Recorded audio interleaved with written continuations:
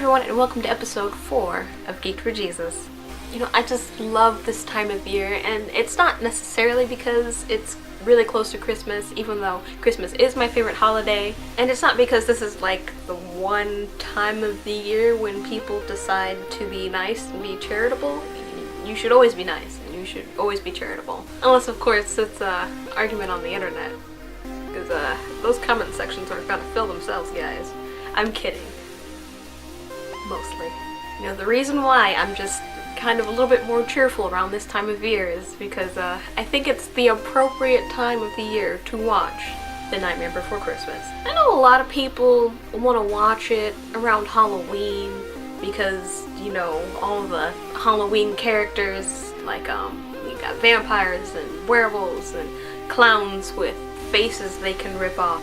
But most of the movie is centered around the fact that, this creepy, dark character, loves Christmas so much. I've seen the movie probably dozens of times. There is footage of me reenacting a scene, word for word, somewhere out there on one of my sister's phones. So, if I ever find that, I promise to share it with you guys. But every time I watch the movie, I'm reminded of the story of the prodigal son. In Luke chapter 15, Jesus tells 3 parables, one about a lost coin, a lost sheep, and a lost son. I'm sure most everyone has heard some sort of adaptation or seen some sort of movie that is basically the story of the prodigal son, but it's a lot of verses to read on camera, and so I'm gonna shorten it up for you guys. So the story basically goes like this. A man had 2 sons, and the younger son was like, "Hey dad, I want my inheritance." And the dad's like, "Okay." And so the second son goes out, he spends the money, and he wastes it all on partying and having fun, and being loose and free and jazz hands. And who can you spend money on jazz hands? And a famine struck the land where the son was, and he fell in hard times, starving, and nobody would help him out. And so he thought to himself, my father, he's a wealthy man, and he has a lot of servants in his house, and maybe if I go back to him and apologize, then maybe he'll take me in as a servant, and I can at least live that way. When he returns, his father brings him into the family, not as a servant but as a son. The father's so happy to have him back that they slay the fattest of their cows, and they have a big feast and a big celebration because his son finally returned home to him. And you may be thinking, well, yeah, I've heard that story before, but what does that have to do with Jack Skellington, the king of Halloween?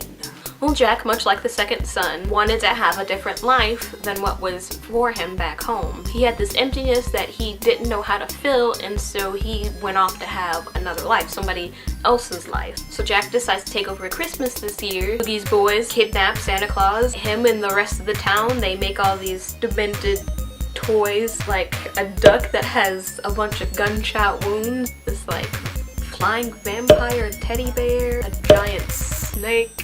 And Jack soon realizes that the life that he wanted to have, it was a terrible idea when he is shot out the sky by the military. And as he looks at the ashes of all of his hopes and dreams about this other life, he comes to realize that the life that he had before was pretty darn great. And so he goes back to Halloween Town, he rescues Santa Claus from the boogeyman. Basically, he realized that what he was looking for was back home all along. He got some fresh ideas for next Halloween, and he also realized that kind of what he'd been looking for this whole time was Sally. The one person that made sense, the one person that knew him better than he knew himself, that one person that loved him unconditionally. We always want to latch on to whatever is fresh and new and exciting to try and fill us up, but what we're always searching for is that unconditional love. We're searching for that one person that no matter how many times we screw up, no matter how many Christmases we ruin, or just how much of an idiot we've been,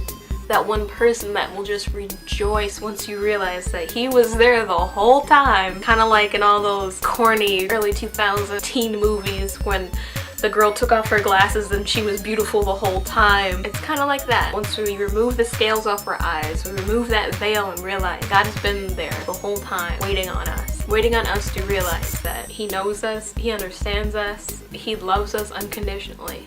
So until next time, I'm Tina Barr, and I'm Geeked for Jesus. Cue the music! Boys